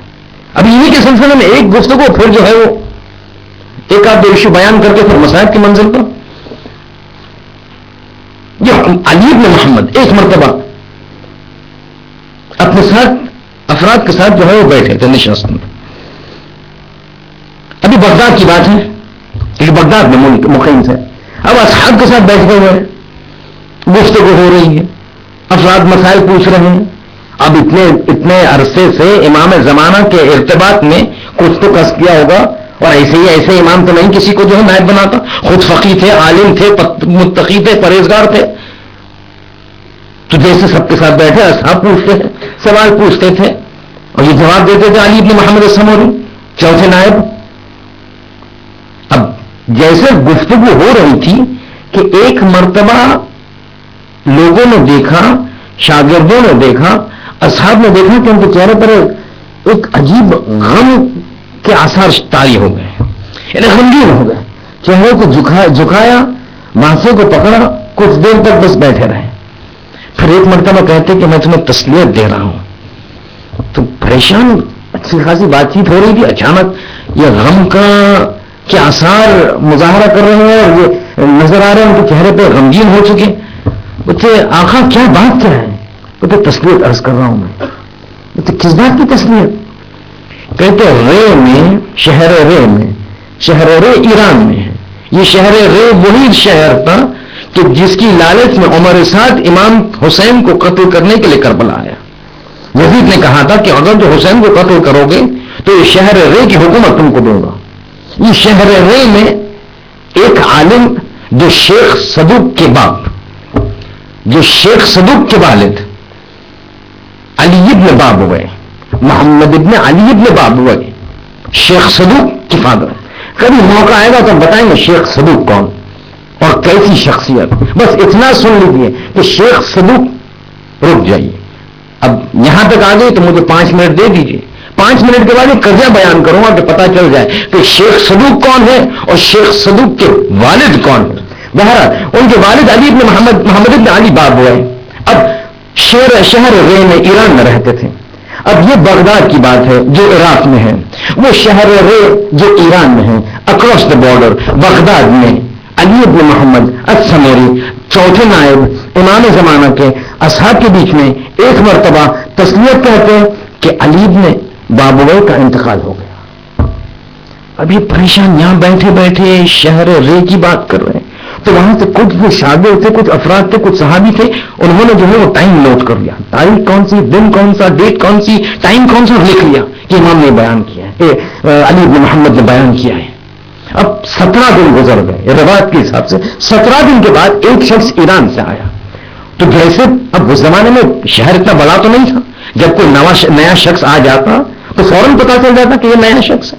جیسے شخص ہے کہاں سے آئے ہو، السلام علیکم، ایران سے، او ایران سے آئے ہو، ایران پہ کیا خبر، سب خیریت سے، تو شہر رے کو جانتے ہو، ہاں بس اسی کے پاس بیٹھتا ہوں، کیا وہاں کی خبر کیا ہے؟ بولتے بہت ایک تعصب خبر ہے.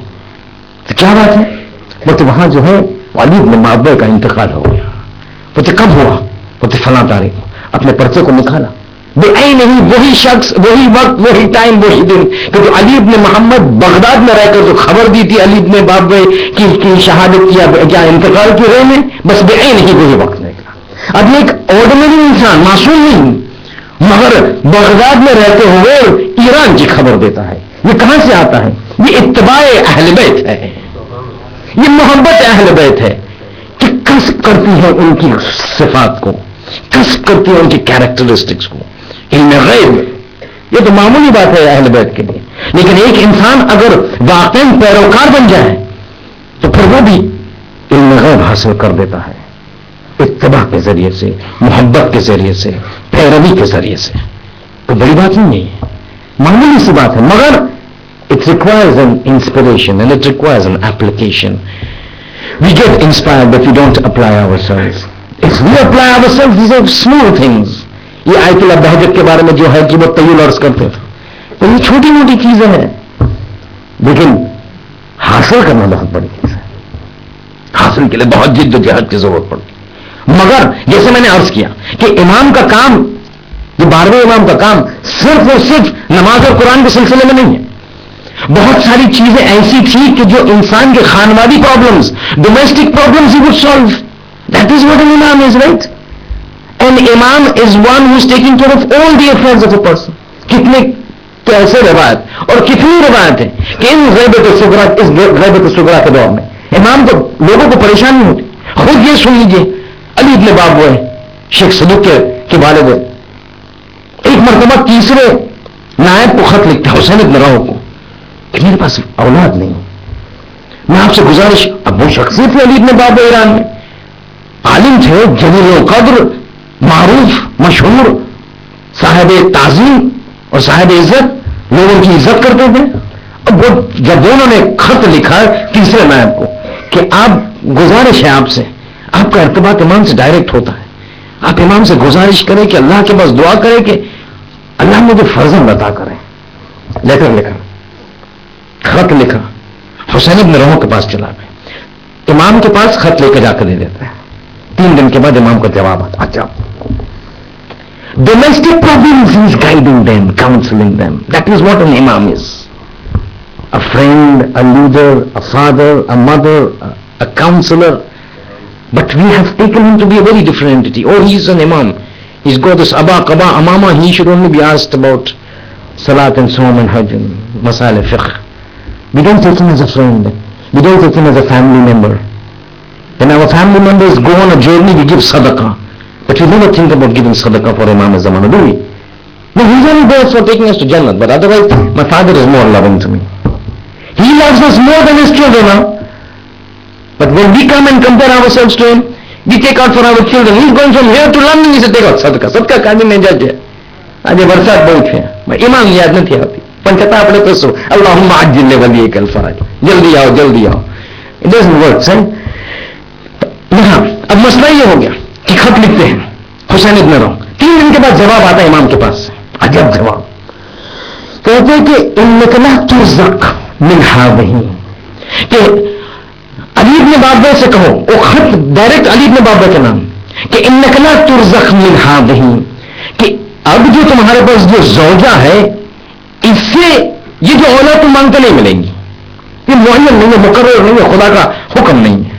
لیکن عنقریب ستلک الجاریۃ الدیلمیہ، کہ بہت عنقریب ایک کنیز تمہارے ہاتھ میں آئیں گی اور تمہیں کنیز کو خریدو گے. ترزق بہا ولدین فقیحین، اس کنیز کے ذریعے سے تمہارے پاس 2 اولاد ہو گئے. اور بالکل ایسے ہوا. یہ جو زوجہ تھی اس سے کوئی فرزند نہیں ہوئے. کچھ عرصہ گزرا کہ ایک کنیز کو انہوں نے خریدا، کنیز سے ازدواج کیا اور پھر کنیز کے ذریعے سے دو لڑکے نکلے. ایک کا نام شیخ صدوق اور ایک کا نام حسین. شیخ صدوق کے لیے خصوصیت سے کہا جاتا ہے کہ ان کی ولادت یہ 12ویں امام اور امام زمانہ کی دعا کے ذریعے سے، اور یہ دعا کے ذریعے سے جب شیخ صدوق کی ولادت ہوئی اس کا اثر یہ نکلا. اب دیکھیے کیسے امام ہیلپ کرتے ہیں. امام کی دعا کے ذریعے سے شیخ صدوق کی جو ولادت ہوئی اس کا اثر کیا نکلا؟ اس کا اثر یہ نکلا کہ شیخ صدوق کی شخصیت کے لیے ایک خصوصی کیریکٹرسٹک یہ تھا کہ دعا کے ذریعے سے ان کا حافظہ اتنا شدید کہ فوٹوگرافک میموری، ایک صفحہ پڑھ لے زندگی بھر نہیں بھولتے تھے. ایک کوئی لمحہ ایک جملہ پڑھ لیا، ایک کتاب پڑھ لی، پھر وہ زندگی پر جو بھولتے نہیں تھے. Photographic memory. اور اسی وجہ سے آپ دیکھیں گے کہ بے شمار روایت اور ان کی کتابیں، امالیہ شیخ توسی، امالیہ شیخ صدوق معروف، اتنی ساری کتابیں لکھی ہے. اور جب بھی کوئی روایت شیخ صدوق کے ذریعے سے راوی کہ روایت نقل ہوتی ہے تو علماء جو ہے ایک احترام سے دیکھتے ہیں شیخ صدوق نے روایت نقل کی ہے، اس کی کوئی اہمیت ہوگی، یہ شخص نے جانچ پڑتال کر کر جو ہے یہ حدیث کو جو ہے بیان کیا ہوگا، یہ شخصیت. اب دیکھیے خانوادہ مسئلہ، بچے نہیں ہوتے تھے، خط لکھا، جواب آیا، بتایا بھی کہ کیا ہونے والا ہے. یہ امام فقط نماز کا سلسلہ نہیں بیان کرتے. اب ایک وقت ایک ایسا آیا، ایک انسان، ایک لڑکا، تقریباً 12-13 سال کا لڑکا، نام شکور، یہ سب روایت میں ملتا ہے، نام کے ساتھ، واقعے کے ساتھ کہ کیسے کیسے امام غیبت صغریٰ میں لوگوں کی مدد کرتے تھے، کیسے کیسے ان کے پرابلم کو سالو کرتے تھے، کیسے کیسے لیڈرشپ کا بیان مظاہرہ کرتے تھے. اس شکور 12-13 سال کا بچہ بچپن سے بات نہیں کر سکتا تھا، وہی بات کرنے کی طاقت نہیں تھی، بات نہیں کر سکتا تھا، وہی بات. ایک مرتبہ بہت علاج کیا مگر کچھ نہیں ہوا، مایوس ہو گیا. بات لے کر آیا تیسرے نائب کے پاس، اس نے حسین ابن روح نوبت کے زمانے کی بات.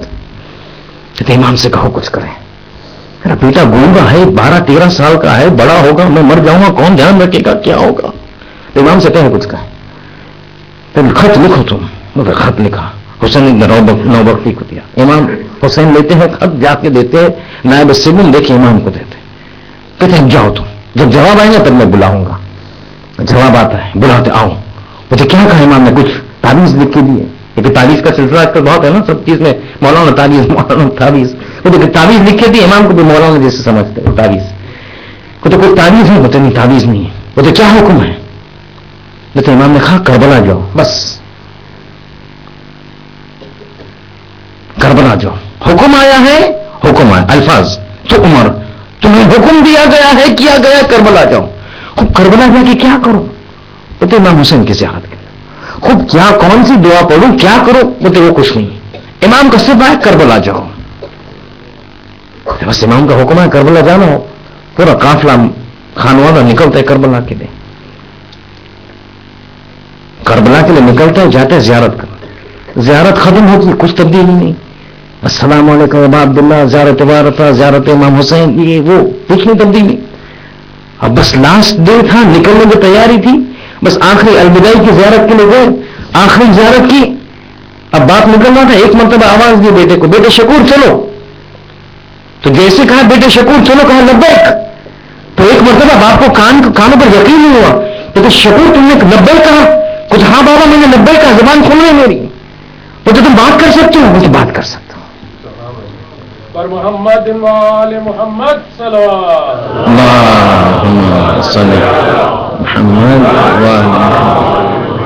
آپ نے دیکھا کس طرح جو ہے، اور یہ کوئی بڑی بات نہیں ہے، کیونکہ کچھ ایسے منطقے ہیں، کچھ ایسے نکات ہیں، کچھ ایسی جگہ ہے کہ جہاں خدا پسند کرتا ہے کہ لوگ وہاں آ کر اس سے مانگے تو وہ حاجت کو پوری کریں. اب یہ آپ کو لگتا ہے کہ اب مشکل تھا کہ وہاں بیٹھے بیٹھے سامرا میں یا بغداد میں جہاں بھی امام تھے ہاتھ اٹھا کر دعا کرتے تو دعا قبول نہیں ہوتی. مگر نہیں، کچھ جگہ ایسی ہے کہ خدا چاہتا ہے لوگ وہاں جائے اور وہاں جا کر اس کے پاس مانگے تو خدا قبول کرے. اور ایک حائر حسینی، حسین کی قبر کے ارد گرد گنبد ہے، گنبد کے نیچے وہ جگہ خدا کو بہت محبوب ہے، بہت محبوب ہے، کیونکہ حسین کی قبر ہے نا، حسین کی قبر ہے. اور کیوں حسین کی قبر سے اتنی محبت ہے خدا کو؟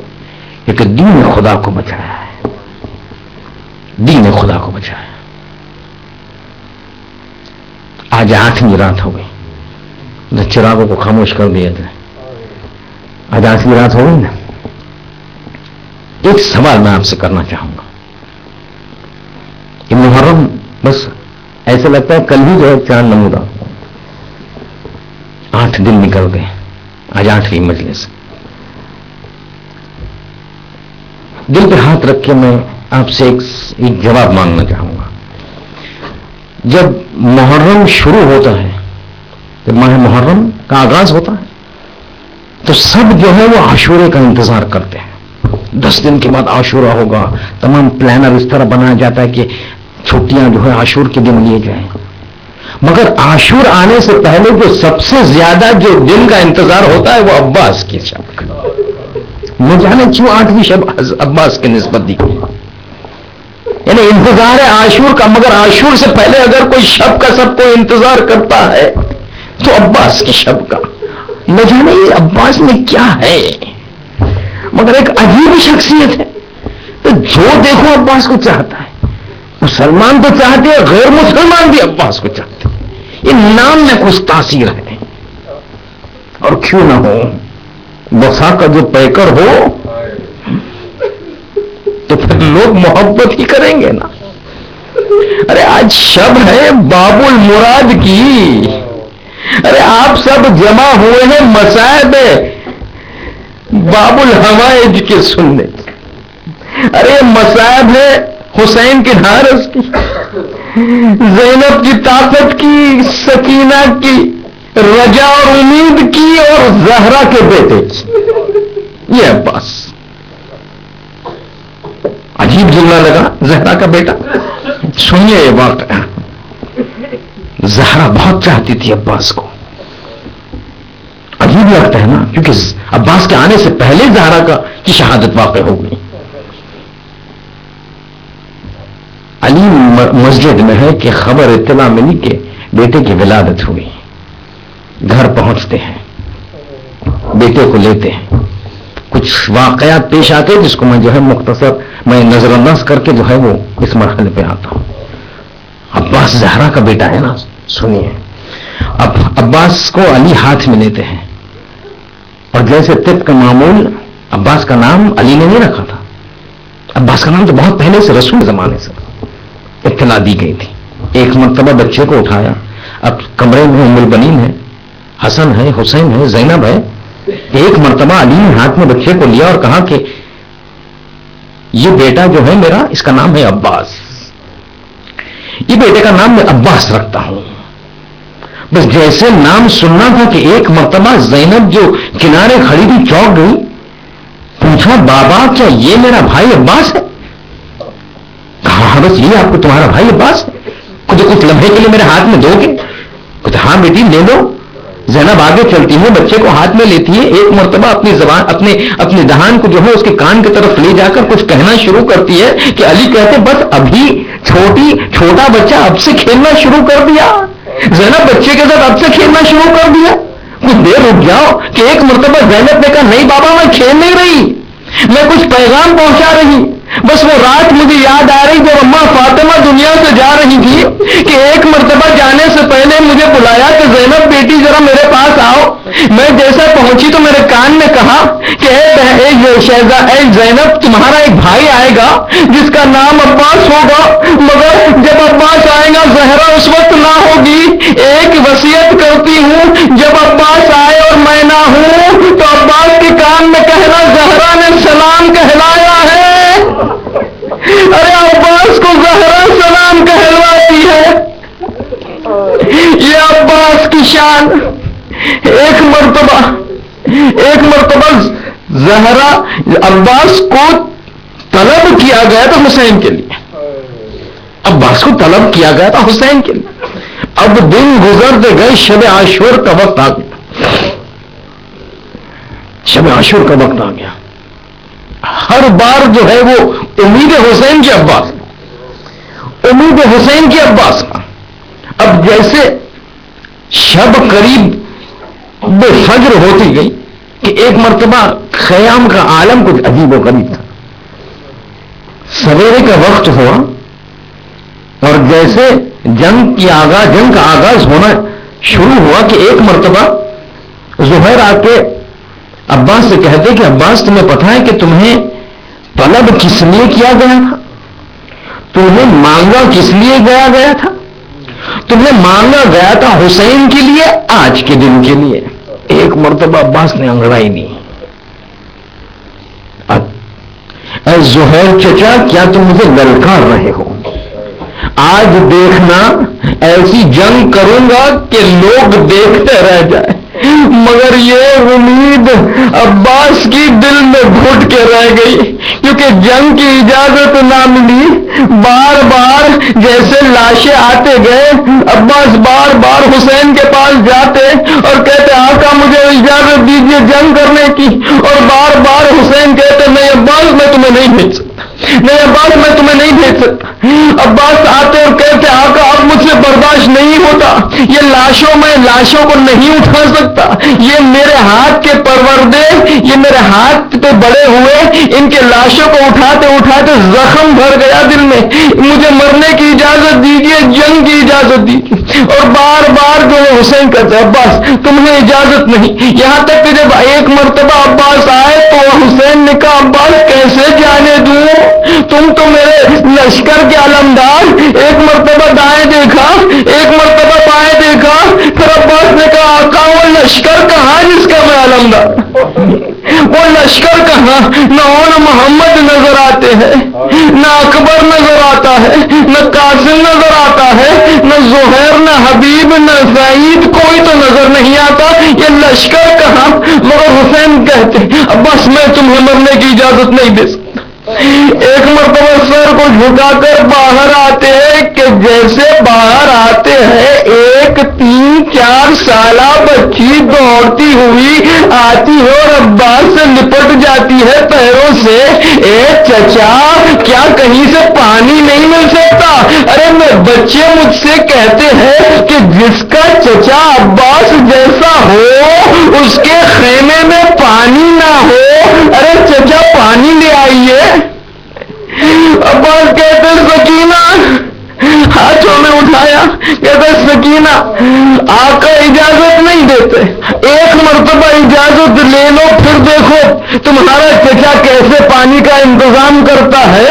ایک مرتبہ بچی کہتی ہے چچا بس یہ اتنی سی بات، مجھے ذرا نیچے تو رکھیے۔ ایک مرتبہ عباس نیچے رکھتے ہیں، ہاتھوں کو انگلیوں کو پکڑتی ہے، ایک مرتبہ حسین کے خیمے میں جاتی ہے، حسین نے دیکھا ارے خیمے کا پردہ کھلا، عباس آ رہے، ساتھ میں سکینہ آ رہی، ارے ایک مرتبہ اس سے پہلے کہ سکینہ کچھ کہہ دیا مصبہ حسین کہہ اٹھے اے سکینہ چچا کی سفارش لے کر آئی ہو نا پانی کے لیے، اچھا اب میں اجازت دے دوں گا مگر یاد رکھنا یہی چچا جب تماچے پڑے گے تو بہت یاد آئے گا، اس وقت چچا ساتھ نہ ہوگا۔ مگر چھوٹی بچی تھی نا یہ سب باتیں سمجھ نہیں پائی، کہتے بابا مجھے پانی چاہیے۔ حسین نے کہا عباس اجازت ہے صرف پانی کی۔ ایک مرتبہ خوش انگڑائی لی، گھوڑے پر بیٹھے، ایک مرتبہ مقتل کی طرف رخ کیا، ارے فوجوں کو چیرتے ہوئے فرات کی طرف پہنچے عباس، فرات پر پہنچے عباس، ایک مرتبہ فرات پر قبضہ کیا، مشکیزے کو بھرا، پانی کو چلوں میں اٹھایا اور پھر پانی کو پھینک دیا، پانی کو چلوں میں اٹھایا اور پھر پانی کو پھینک دیا فرات میں۔ مجھے نہیں پتا کہ عباس نے ایسے کیوں کیا، چلوں میں پانی کیوں اٹھایا، پھر پانی کو کیوں پھینکا، مگر میرا دل کہتا ہے کہ ایک واقعہ جو مجھے یاد آتا ہے، بس یہ پورا برنامہ جو اس واقعے کے تحت ہے۔ 21ویں ماہ رمضان، علی دنیا سے جا رہے ہیں، ایک ایک کر کے حسین کے ہاتھ میں تمام بیٹوں کا ہاتھ دیا، سب کے امام حسن کے ہاتھ میں دیا، جب سب ہو گئے تو عباس کو جدا کیا، حسین کو بلایا، حسین کے ہاتھ میں عباس کے ہاتھ کو دیا، کہتے ہو عباس تمہارا آقا حسین اب بم البنین رونے لگ گئے، یہ مسئلہ تو آپ کو پتا ہے اور اس میں تفصیل میں نہیں جانا۔ ایک مرتبہ یہ تمام برنامہ تمام ہوا اور سب ہٹ گئے تو ایک مرتبہ ایک مرتبہ علی نے حسین سے کہا حسین تھوڑا دور جانا، حسین تھوڑا دور ہو گئے، کہتے عباس ذرا قریب آنا، عباس قریب آئے، کہتے اور تھوڑا قریب آ، تم سے کچھ کہنا ہے۔ ایک مرتبہ عباس آتے ہیں، کانوں کو علی کے لبوں کے پاس لے جاتے ہیں۔ ایک مرتبہ جیسے یہ ہوا تو علی کہتے بیٹا عباس تم ہو حسین کے لیے، میری وصیت سن لو، اذا کان یوم عاشوراء، کہ اے بیٹے عباس جب عاشور کا دن ہو اور تم فرات پر قبضہ کر لینا، ایاک ان تشرب الماء واخیک الحسین چان، خبردار پانی نہ پینا جب تک تمہارا بھائی پیاسا ہو۔ شاید فرات پر چلو میں پانی لے کر عباس کہنا چاہتا ہو اے بابا تیری وصیت پر عمل کر رہا، قبضہ ہو چکا مگر آقا پیاسا ہے، عباس پانی نہیں پیے گا، عباس پانی نہیں پیے گا۔ ایک مرتبہ مشکیزے کو بھرا اور اب رخ کیا خیمے کی طرف۔ جب پہلے آئے تھے تو قصد اور نیت جنگ تھی، مگر اب جب پانی کو بھرا تو نیت جنگ نہیں، نیت یہ ہے کہ اس پانی کو کیسے سکینہ تک پہنچاؤں۔ ایک مرتبہ جب رخ کیا اب جنگ نہیں کر رہے، اب بس خیمے کی طرف نشانہ، آنکھوں سے نشانہ کیے ہوئے ہیں۔ ایک مرتبہ چلتے گئے کہ ایک ملعون آیا، ایک مرتبہ داہنے ہاتھ کا قلم کیا، ایک جیسے قلم ہوا وہ علم جھکنے لگا، وہاں سے سکینہ کی آواز بلند ہوئی اے اللہ میرے چچا کی خیریت ہو۔ مگر ایک مرتبہ مشکیزے کو سنبھالا، علم کو دوسرے بازو سے پکڑا، اب پھر قصد ہے خیموں کا، مگر یہاں دوسرا شقی آتا ہے، دائیں ہاتھ کو قلم کرتا ہے، اب حسین کا بھائی علم کو اپنے دونوں کٹے بازوؤں میں پکڑے ہوئے، مشکیزے کو اپنے سینے اور گھوڑے کے پیٹھ کے دبائے ہوئے دوبارہ جو ہے قصد کر رہا ہے خیمے کا۔ یہاں سے ایک شقی کہتا ہے مجھے پتا نہیں، میں دیکھ رہا تھا عباس کی جنگ، میں دیکھ رہا تھا عباس کی حرکت، ایسا لگ ہی نہیں رہا تھا کہ کوئی طاقت عباس کو روک سکے۔ ایک ہاتھ کٹا پھر بھی عباس کو کوئی روک نہ سکا، دوسرا ہاتھ کٹا پھر بھی عباس کو روک نہ سکا۔ میں تعجب کر رہا تھا یہ کون سی طاقت ہے، یہ کون سا جوش ہے کہ جو عباس کو اب تک زندہ رکھے ہوئے ہے، کہ ایک مرتبہ میں نے دیکھا عباس مشکیزے کو پکڑے ہوئے ہے، ایک مرتبہ سمجھ گیا ارے ہو نہ ہو عباس کی طاقت مشکیزے میں ہے، ایک تیر کو نکالا، نشانہ بنایا مشکیزے کا، تیر چلا، مشکیزہ چھدا، پانی گرا اور ایک مرتبہ عباس کی طاقت ختم ہو گئی۔ پانی گرتے دیکھ کر گھوڑے کو خیمے کے الگ رخ کیا، وہاں سے شقی آیا، ایک غرس مارا سر پر، اب عباس گھوڑے پر سنبھل نہ سکے، گھوڑے سے گرے مگر عزاداروں اپنے گرنے کو روک نہ سکے کیونکہ ہاتھ نہ تھے، منہ کے بل گرتے ہیں اور آواز دیتے ہیں یا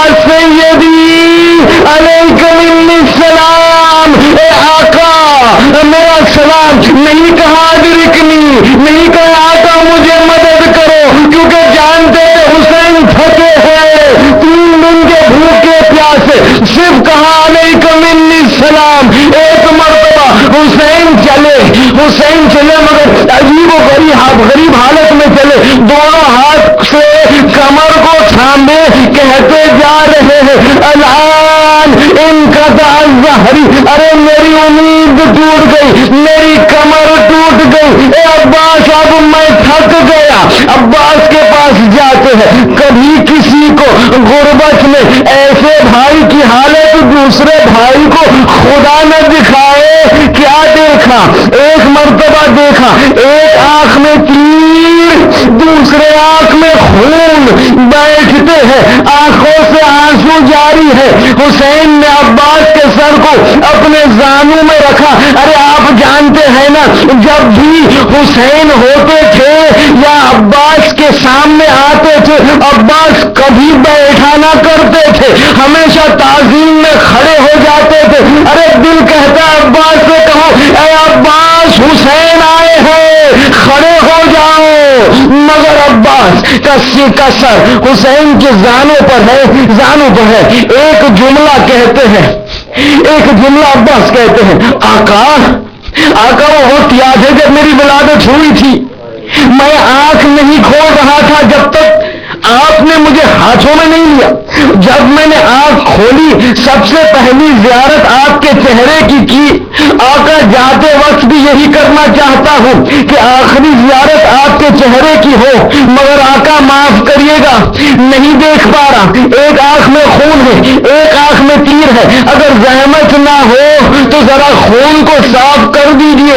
ایک مرتبہ ابا کے دامن کو لیتا ہے خدائے حسین اور خون کو صاف کرتے ہیں، حسین کی زیارت کرتے ہیں، ایک ہچکی لیتے ہیں، عباس کی روح پرواز۔ ایک مرتبہ عباس کو نہ اٹھایا حسین، علم کو لیا، خیمے کی طرف چلے، سکینہ نے دیکھا ارے علم آ رہا، ارے بچوں میرا چچا پانی لے کر آ گیا، مگر جیسے علم قریب آیا دیکھا چچا نہیں بابا ہے۔ اے چچا عباس پانی نہیں چاہیے لوٹ آئیے۔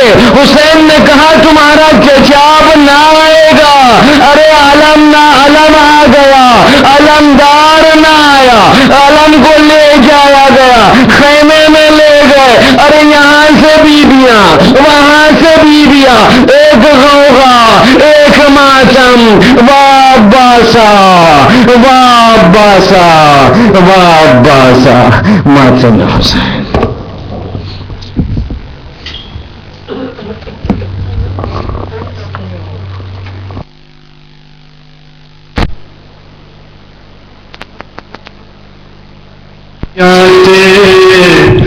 کاش عباس نہ مارے جاتے، کاش عباس نہ مارے